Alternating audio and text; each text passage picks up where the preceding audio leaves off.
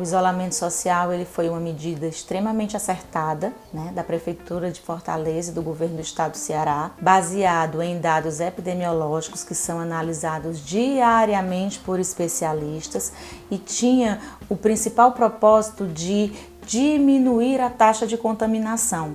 Como a doença ela tem uma alta taxa de transmissibilidade, quanto mais pessoas estivessem em contato umas com as outras, maior seria o número de doentes e o sistema de saúde não teria capacidade de atender.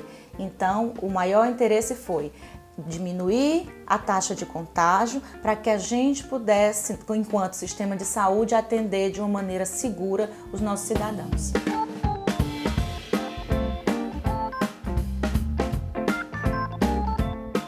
Os dados, eles são baseados, né, assim, as decisões, melhor dizendo, elas são baseadas em dados epidemiológicos. Então, o que foi que o governo analisou? Ele analisou a taxa de infecção, né, com dados sorológicos, que são resultados dos exames da nossa população, assim como também dados epidemiológicos, como, por exemplo, o número de pessoas que procurava as UPAs, o sistema de saúde com sintomas da Covid e o número de internações. A partir de um momento que esse número ele foi ficando estável, hoje nós podemos, inclusive, com muita certeza, considerar que a fase de transição, né, foi um sucesso, porque nós vínhamos em uma curva ascendente e estamos nos consolidando em platô. No entanto, ainda não podemos baixar a guarda. Cabe à população ter consciência e entender que quanto mais ela sai à rua desnecessariamente, ela forma aglomerações, maior é o risco de contágio, né? E aí o que a gente conseguiu controlar tende a acontecer uma segunda curva.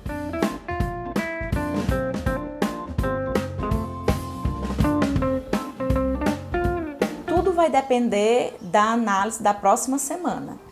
Nós estamos hoje no dia 13, né, 13 de junho, e o comércio abriu nessa semana passada. Então, a partir dos próximos dias, nós vamos conseguir avaliar a taxa de contágio dessas pessoas. Infelizmente, nós vimos através da mídia, né, aglomerações, as pessoas em filas para o shopping, tentando voltar para aquela questão de um consumismo que às vezes de itens que não são essenciais, né?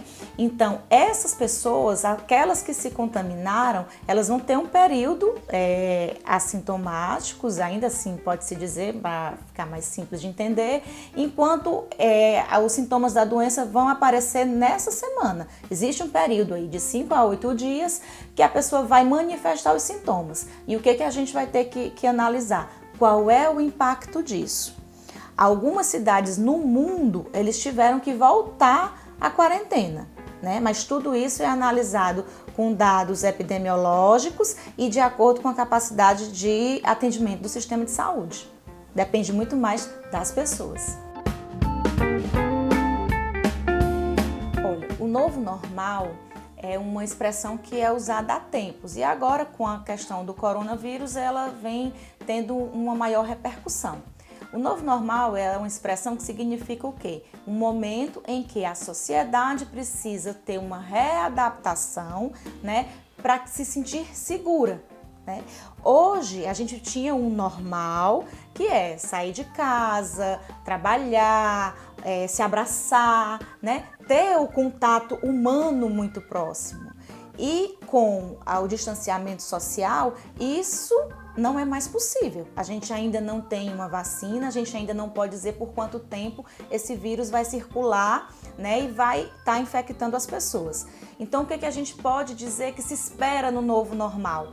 Aí tem questões econômicas, questões ambientais, culturais, sociais. E assim, se a gente souber aproveitar, a gente vai tirar proveito do novo normal. Algumas pessoas têm medo do nome novo, né, porque é algo desconhecido, mas provavelmente o que a gente está percebendo? A gente está percebendo o impacto no EAD, no estudo, na questão dos aplicativos, do delivery, da forma como as pessoas estão agindo em casa. Se você perceber dados de consumo, as pessoas estão consumindo materiais para fazer a própria comida em casa. Então, como uma atividade, um hobby, assim, dados de consumo demonstram isso.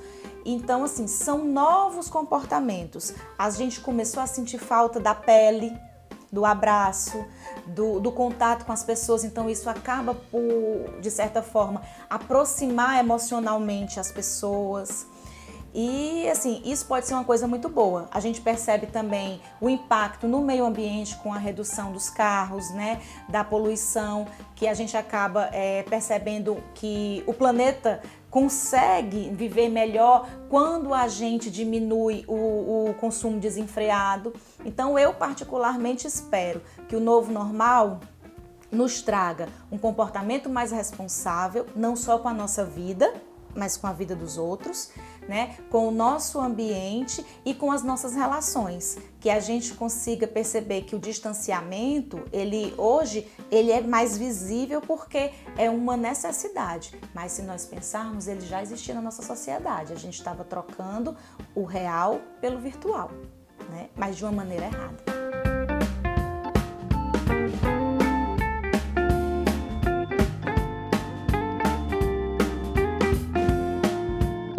Todas essas atividades que têm aglomeração, elas vão ser as últimas a voltar. Como foi que o governo fez esse plano?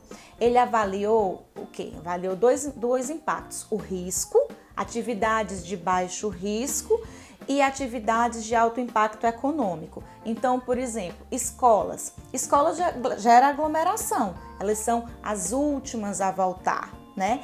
O comércio, ele gera aglomeração, mas ele tem um alto impacto econômico. Então, o que foi que o governo fez? Ele instituiu regras de funcionamento de 30% das atividades, com horário reduzido, com o uso de protocolos de segurança, como, por exemplo, máscaras obrigatórias, uso de álcool gel, limpeza das superfícies, enfim, existe uma programação toda baseada em dados, né, para a segurança da nossa população. Então, os jovens, eles podem ficar tranquilos e aproveitar para fazer assim outras coisas bem criativas, né, nesse momento, porque daqui a pouquinho, se Deus quiser, essas atividades assim sociais de maior impacto de pessoas, ela vai ser liberada, mas é melhor que seja com segurança. Não é o indicado. Por quê? Porque o vírus, ele passa por gotículas, né? Então, quando você está em contato beijando outra pessoa, você está fazendo essa transmissão. Então, às vezes você diz, mas é o meu namorado e tudo. Mas a gente tem que ter cuidado, né? No momento de alta transmissão, a gente não sabe como o vírus vai se comportar entre as pessoas. Então, a gente pode esperar mais um pouquinho.